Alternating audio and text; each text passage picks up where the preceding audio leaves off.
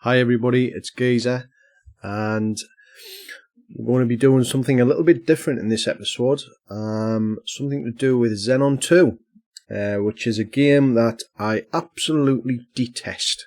Back in the day when I had an Atari ST, I used to try and crack this game quite often, and I never could do it. Because I don't know, I didn't know enough about loaders, and I probably didn't read the appropriate chapters in the Atari ST internals manual under disk drives to understand exactly what was going on. But yeah, anyway, that's for another episode, I think. So what I wanted to do was take a look inside Xenon 2, and in particular understand if it's a crappy Atari ST port. Now, Xenon 2 is a bit of a strange one, and the reason this was kind of picked up was because there's a thread on the EAB. How does Xenon 2 Mega Blast parallax with all that colour? Now there isn't so much a lot of colour going on. You can see the thread here. It's currently, I'm just looking at it now, and there isn't really a lot of colour going on in the game, to be fair. It's just a very, very nicely graphical game. But what's odd about it is that the scrolling in the game, the vertical scrolling in the game, is done in such a way that it isn't really using the Amiga's hardware to its best ability. Now, the Atari ST version and the Amiga version are pretty much identical from a gameplay perspective and a graphical perspective. The only thing that's really different is the music, which the music's a hell of a lot better on the Amiga version, courtesy of David Whittaker. But even with that, I still hate the music as well. I just really dislike the game. I'll talk about why I dislike the game as well, as we go through this. But what I wanted to do was actually just understand if this really is a crap or Atari ST port or not to the Amiga, and understand what's going on. So I thought what I'd do is just delve into it a little bit deeper, and maybe if I get a few comments about it, I might do another sort of like port, and maybe just make it into like a little fun series on YouTube in the videos that I do. But we'll see how it goes. So what we're going to do is take a little look inside the game. It's going to be technical. I apologise for that, but this is a technical channel. There's no getting away from that. I like the technical stuff. So we're going to take a little bit of a deep dive into it. So what I'm going to do, I've got a freeze of the game. Let me have a look. WinUAE. In fact, you know what I'm going to do? I'm going to load the game. I'm going to load the game and show you exactly what I've done. So hopefully you'll see, if I go to configurations here, hopefully you'll see when I find Xenon 2 Mega Blast. I'm going to load this configuration. What I'm going to do, I'm just going to make this a bit bigger, I think. 720 by, let's go for 12.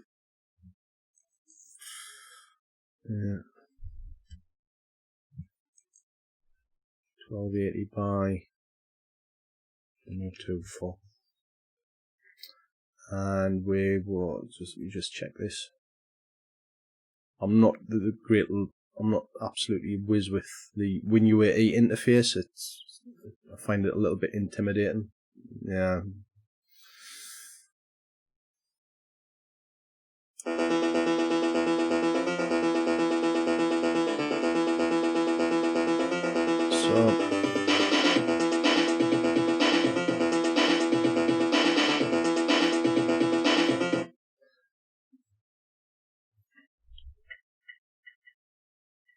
So I'm just going to turn the audio down on the speaker that I've got. So what I've done there is just give myself unlimited energy and unlimited lives and stuff like that on this game. If I speed it up as well, I think it's probably a good idea. Yeah, there we go.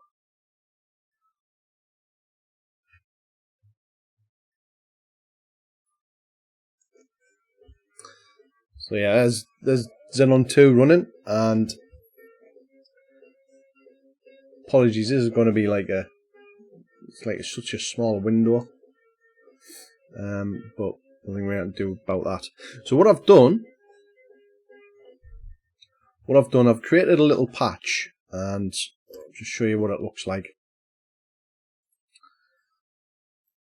And this little patch, which I've just knocked together, basically what it does is it intercepts all of the blitter, the blitter operations in the game, and there's a good reason for that. Is that the Atari ST didn't have a blitter, it just had the CPU, but the Amiga does have a blitter. So the first thing to understand is that did the assembly line who coded the game make use of the Amiga's blitter, and you'll find that they actually do. So we're going to give this a look in a bit deeper detail.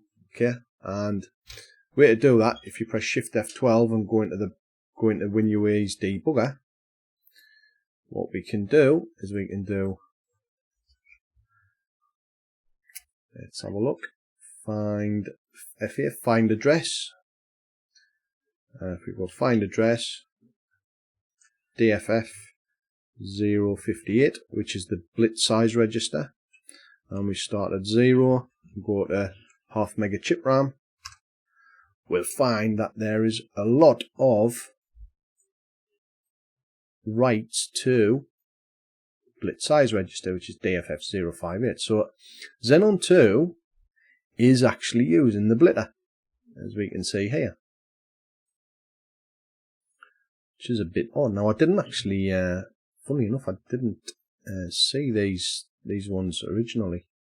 Could be quite interesting, but not to worry. So the patch, what it does is it essentially intercepts all of these calls at these memory addresses here. These instruction addresses, and I'll just bring up what the code actually looks like.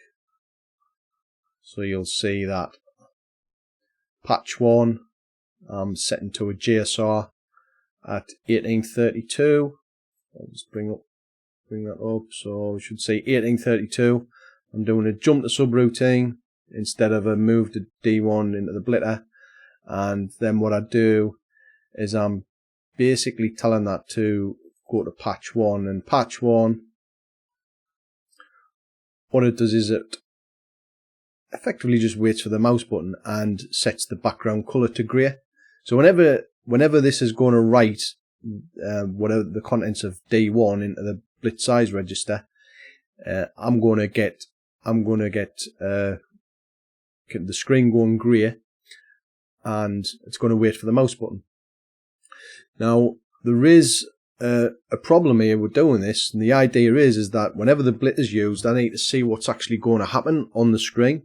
So what I have to do is disable the screen buffers, and that's what this little thing here does. Now I am going to touch on this slightly. I might as well, of how I found this, because you might, if you're into this sort of stuff, you would need to do it. So I was going to show you what it's like in Xenon 2, but screen buffering is the same all over the place. So there's the game running. Well, the title screen running. I'll just turn the music up a little bit, I guess. Oh, there you go. Don't know if you can hear that.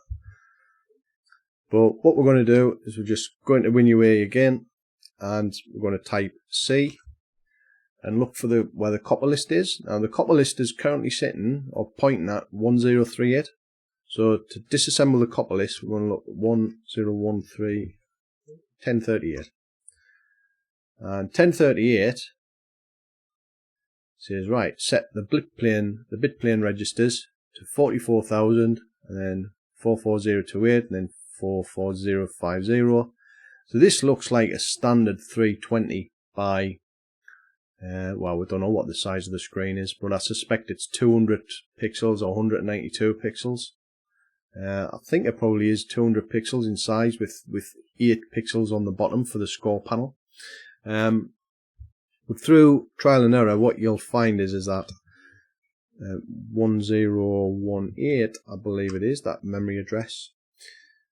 What happens is that the screen buffers change, and it points to a different copper list when the screen buffers switch over. So 1018 loads the bit plane registers with 4C700, and when the copper list points to 1038, it loads it with 44,000.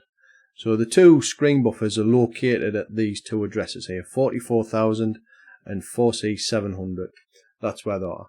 And we can probably check that by just looking at the action replay. So if we press page up, go into the action replay, and we look at P1, we'll just press page down and we'll see where the bit planes are pointing to. So there you can see 44,000.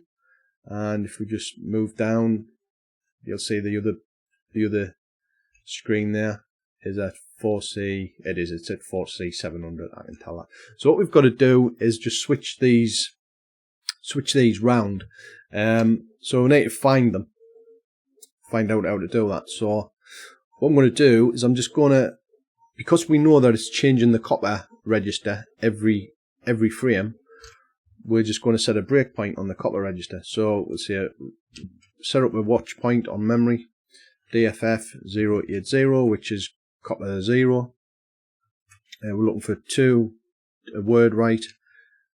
Right, all just looking for anything that writes to it. Set up a watch point.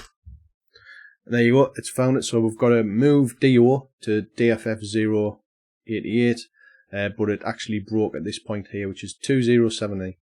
So what we're going to do is debug about 30 instructions, 30 memory bytes back. And as you can see here, you've got these instructions here which are doing the switch over on the screen buffer. So you've got move memory address 406 dereferenced, which is 4C700, which is one of the screen addresses, and then you've got that goes to DO, and then you were switching 408 and overwriting 406, which was this one, which is dereferenced 44,000, and then we move in 4C700 into 408. So what it's doing is it's swapping these addresses around every frame. Now what we've got to do, really, to set the screen buffer, so that what essentially we want to do is we want to see in real time, whenever the game is writing to the screen buffer, we want to see the changes. So when it does a blit, we want to see the changes straight away. So if we look at address 406, we'll see that it's got these contents here. So we need to swap these around. So we're going to do a write 406 and 0004, and then we want 4020, and then we want 04C 7. Oh no, I've bollocks that up. 04. See, I think that's right, isn't it? Yeah. Let's have a look. And we'll do M46. Let's have a look what we've got now. So them being swapped around. So yeah, originally it was 4C700, 4000, 4000, 4C. Yeah. So right. Okay. So what we're going to do is we're just going to start the game. Well, I need to remove the watch point. So W0. And what you're seeing is that the screen's flashing quite a lot, and that's because you're seeing in real time that the screen buffer is, whenever it's writing to the screen, you're seeing it in real time. So you're getting a lot of this flickering when the screen is redrawn. So in order to do this sort of stuff, you've got to, that's probably the first thing you would deal with. And I'm not going to go into why you do screen buffering. It's all to do with basically making sure that the screens don't tear and things like that. So anyway, I'm waffling on. So what I'm going to do is I'm just going to load the patch that I created into the game, and let's see what the game actually does. So I'm just gonna reload our little patch. I did do a bit of a Blue Peter job, and I'd done a save state, so I'll just load this up. Miscellaneous, load state.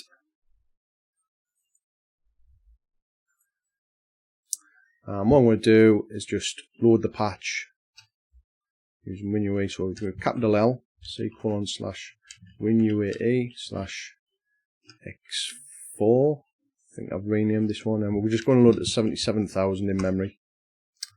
God, what have I done with that? Let me have a look. It's because it's not called X4, it's called X2. 77,000.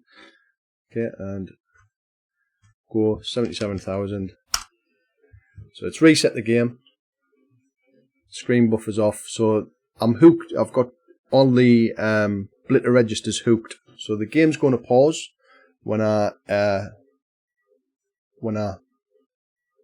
game's going to pause whenever the blitter tries to kick in, and it's going to wait for the left mouse button. So let's press fire. So there you go, it's paused. So now what I've got to do is I'll just press fire on the left mouse button, I guess, for the one player game. There you go.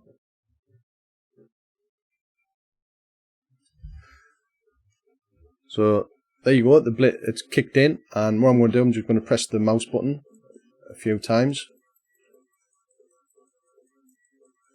And it's kind of started drawing the screen. And initially I didn't know why it would look like this in the first frame. But it turned out that the colour registers in the game weren't actually set at that point. But what you are now seeing is the game actually rebuilding, the screen rebuilding every frame. So I'm just going to press the fire button and just let it go through and play for a couple of, probably about 10 seconds. Till some sprites arrive. So I'm holding the fire button and pressing the left mouse button. You can see it's flashing as well because the screen buffers are switched off. There you go. So there I've stopped the game and I've just let go of the mouse button and the fire button. So now what we can do is just keep pressing the left mouse button and we'll see the screen update.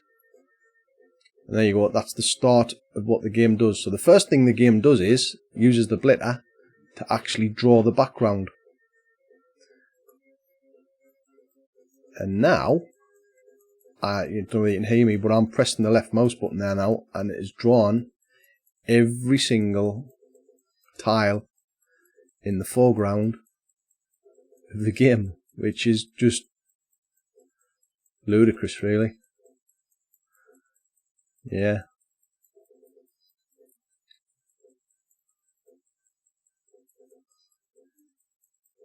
So when we think about Xenon 2 as a shoot 'em up, it isn't very smooth frame rate wise, and I guess now you know why. It's not really a game that's been programmed with the Amiga's capabilities in hand. It's kind of half been thought through.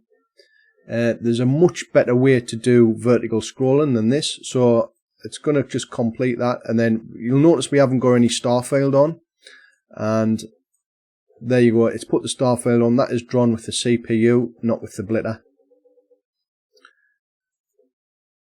And then it's drawn the masks out on the sprite, and then here's the 16:16 sprites. Just bear in mind this is just happening like every, probably, well, it runs at 25 frames, so if you want a lesson on how not to build an Amiga game, an Amiga shooter, this is probably it. So that's completed the frame, and it's now what it's done is it's redrawn the background, which is why we've got crap in the foreground. Now it's going to clear what it's done is it's redrawn the background, which is 4 colours, that's 2-bit planes, and now it's going to clear the remaining 2-bit planes, which is bit plane 3 and 4. So we get a blank canvas. and then it's going to start redrawing the background again, and it just carries on like that. That's the entire game. It just uses the blitter extensively to do this. And there you go. Everything about it is just drawn this using the blitter. Now, as far as the Amiga is concerned, there's a much more efficient way of actually doing vertical scrolling that they could have used, and even just redrawn the background. So the screen's in is it, like I said, is in 320 by 200 pixels. It's 192 pixels depth for the scrolling, and you've got the 8 pixels on the bottom, which is exactly the screen resolution of the Atari ST.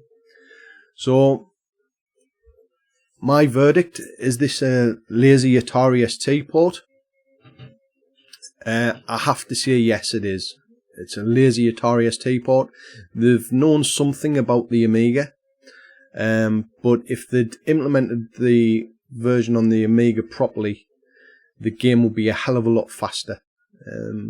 They could have got away with doing all of these updates. There's a much more efficient way to do this.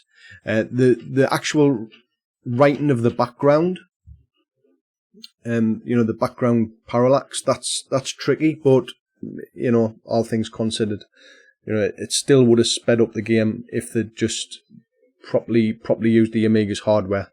And it probably came down to time and therefore laziness. So yeah, is Xenon 2 and Atari ST to Amiga lazy port? Yes, it is. You've heard it there. So yeah, if you want to try this patch and give it a go, there's a thread on the English Amiga board, and you can download the patch there, which is in post 202, and it's in the quarters ASM hardware section.